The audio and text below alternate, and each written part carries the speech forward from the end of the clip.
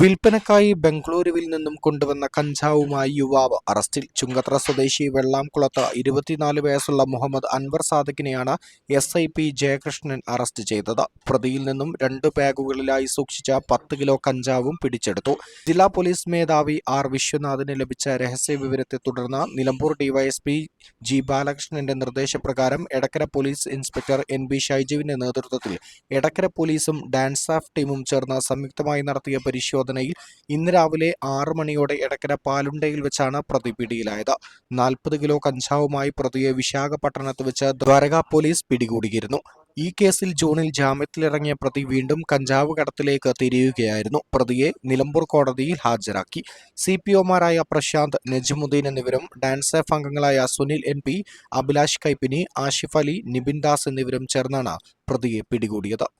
N4 news, Edakkara.